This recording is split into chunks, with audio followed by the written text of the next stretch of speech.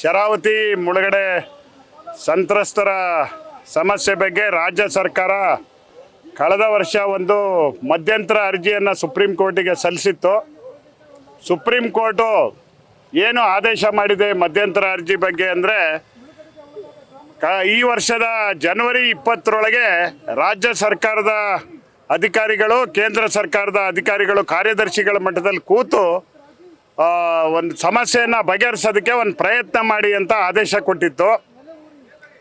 ಆ ಆದೇಶ ಇವತ್ತು ಕಾರ್ಯಗತ ಮಾಡೋದಕ್ಕೆ ರಾಜ್ಯ ಸರ್ಕಾರದ ಅರಣ್ಯ ಇಲಾಖೆ, ಕಂದಾಯ ಇಲಾಖೆಯವರು ಕೇಂದ್ರ ಸರ್ಕಾರಕ್ಕೂ ಗಮನಕ್ಕೆ ತಂದು ನಾವು ಮಾಡ್ತಿದ್ದೀವಿ ಅಂತ ಹೇಳ್ತಾ ಇದ್ದಾರೆ.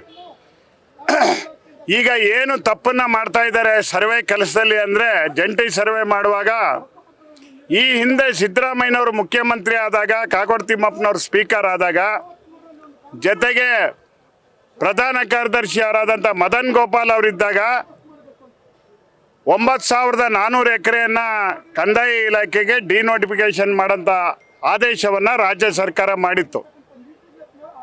ಆ ಆದೇಶ ಏನು ಆವಾಗ ರಾಜ್ಯ ಸರ್ಕಾರ ಮಾಡಿತ್ತು, ಆ ಆದೇಶದಲ್ಲಿದ್ದವ್ರದ್ದೇ ಭಾಳ ಜನರದ್ದು ಈಗ ಸರ್ವೆ ಕಾಲದಲ್ಲಿ ಹೊಸ ಬ್ಲಾಕ್ಗಳು ಅಂತ ಹೇಳಿ ಅರಣ್ಯ ಇಲಾಖೆಯ CCF, ರಾಜ್ಯದ ಅರಣ್ಯ ಇಲಾಖೆ ಅಧಿಕಾರಿಗಳು ಒಂದು ದೊಡ್ಡ ಪ್ರಮಾದವನ್ನು ಮಾಡಿದ್ದಾರೆ. ನಮ್ಮ ಹಲವಾರು ಜನ ಅರಣ್ಯ ಇಲಾಖೆ ಅಧಿಕಾರಿಗಳಿಗೆ ನಾನು ಕೇಳಿದೆ, ಇದು ಎಲ್ಲಿ ಮಾಡಿದ್ದು ಸ್ಕೆಚ್ಚು, ಎಲ್ಲಿ ಮಾಡಿದ್ದು ಬ್ಲಾಕು ಅಂತ.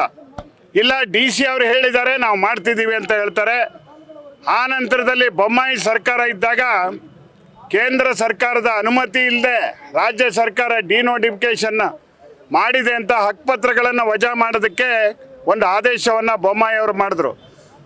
ಆ ಆದೇಶದಲ್ಲಿ ಇದ್ದವ್ರದ್ದು ಸಹ ಇದರೊಳಗೆ ಇವತ್ತು ಕೈ ಬಿಟ್ಟು ಹೋಗಿದೆ. ಜೊತೆಗೆ 1962ರಲ್ಲಿ ಕಂದಾಯ ಇಲಾಖೆ ಮುಳುಗಡೆ ಸಂತ್ರಸ್ತರಿಗೆ ಸಾವಿರಾರು ಜನಕ್ಕೆ ಮಂಜೂರಾತಿ ಮಾಡಿ ಭೂಮಿಯನ್ನು ಹಕ್ಕುಪತ್ರ ಕೊಟ್ಟಿದ್ದಾರೆ. ಅದು ಖಾತೆ ಆಗಿದೆ, ಕೆಲವರಿಗೆ ಪೋಡಿನೂ ಆಗಿದೆ. ಆ ಪ್ರಕರಣಗಳನ್ನು ಇವತ್ತು ಅದನ್ನು ಫಾರೆಸ್ಟ್ ಅಂತ ಈಗಾಗಲೇ ಅರಣ್ಯ ಇಲಾಖೆ ಇವತ್ತು ರೈತರಿಗೆ ನೋಟಿಸ್ ಕೊಟ್ಟು ಅವರ ಹಕ್ಕುಪತ್ರ ವಜಾ ಮಾಡೋಕ್ಕೆ ಮಾಡಿದ್ದಾರೆ. ಹಾಗಾಗಿ ಈಗೇನು ಸರ್ವೆ ಮಾಡ್ತಿದ್ದಾರೆ ಅವೈಜ್ಞಾನಿಕ ಇದೆ. ಇದು ಮುಳುಗಡೆ ಸಂತ್ರಸ್ತರಿಗೆ ಅನ್ಯಾಯ ಮಾಡ್ತಕ್ಕಂಥದ್ದು. ಅದಕ್ಕೋಸ್ಕರ ನಾವು ನಮ್ಮ ಮಂತ್ರಿಗಳಾದಂಥ ಮಧು ಬಂಗಾರಪ್ಪನವರು, ಲೋಕಸಭಾ ಸದಸ್ಯರಾದ ರಾಘವೇಂದ್ರ ಅವರು, ಶಾಸಕರು, ಅಧಿಕಾರಿಗಳು, DC ಎಲ್ಲರ ಹತ್ರ ಮಾತಾಡಿದ್ವಿ.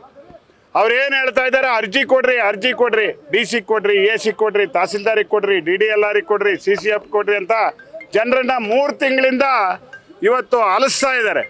ಅಲಿಸಿ ಇವತ್ತು ಯಾವುದೂ ಸಹ ಇವತ್ತು ಒಂದು ತೀರ್ಮಾನ ಇವತ್ತು ಮಾಡಿಲ್ಲ. ಕೇವಲ ಅಲಿಯದೆ ಮುಳುಗಡೆ ಸಂತ್ರಸ್ತರಿಗೆ ಕೆಲಸ ಆಗಿದೆ.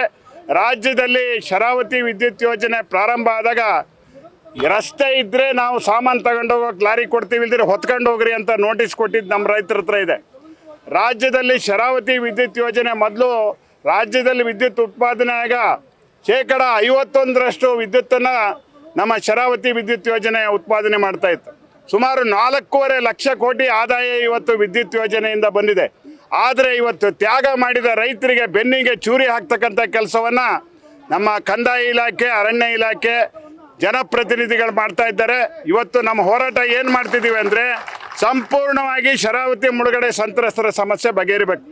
ಮದನ್ ಗೋಪಾಲ್ ಅವರು ಅರಣ್ಯ ಇಲಾಖೆಯ ಉನ್ನತ ಅಧಿಕಾರಿ ಆದಾಗ 3 ಕ್ಯಾಟಗರಿ ಮಾಡಿದರು. ಫಸ್ಟ್ ಕ್ಯಾಟಗರಿ ರಿಲೀಸ್ ಆಗಿರೋದು, ಸರ್ವೆ ನಂಬರ್ ವ್ಯತ್ಯಾಸ ಆಗಿ ಬೇರೆ ಕಡೆ ಇರೋದು, ಬಗರ್ಕುಂ ಜಮೀನುಗಳನ್ನು ಸಹ ರೈತರಿಗೆ ಮುಳುಗಡೆ ಸಂತ್ರಸ್ತರಿಗೆ ಮಂಜೂರು ಮಾಡಬೇಕು.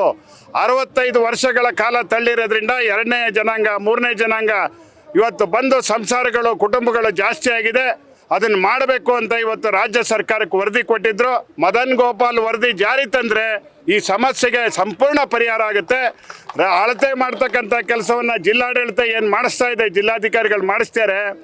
ಎಲ್ಲರ ಜಮೀನುಗಳನ್ನು ಅಳತೆ ಮಾಡದೇ ಇದ್ದರೆ ನಮ್ಮ ಹೋರಾಟ ಇನ್ನೂ ತೀವ್ರ ಮಾಡ್ತೀವಿ. ಕಾನೂನು ಭಂಗ ಚಳುವಳಿ ಮಾಡ್ತೀವಿ. ಮುಳುಗಡೆ ಸಂತ್ರಸ್ತರು ಹೋರಾಟ ಮಾಡಿ ಜೈಲಿಗೆ ಹೋಗೋಕ್ಕೂ ನಾವು ರೆಡಿ ಇದ್ದೀವಿ. ತ್ಯಾಗ ಮಾಡಿದವರಿಗೆ ಬೆನ್ನಿಗೆ ಚೂರಿ ಹಾಕೋಂಥ ಕೆಲಸವನ್ನು ಸರ್ಕಾರ ಮಾಡಬಾರ್ದು. ಮಾಡಿದ್ರೆ ಎಚ್ಚರದಿಂದ ಈ ಸರ್ಕಾರದ ಪ್ರತಿನಿಧಿಗಳು ಇರಬೇಕು ಅಂತ ಹೇಳಿ ನನ್ನ ಮಾತು.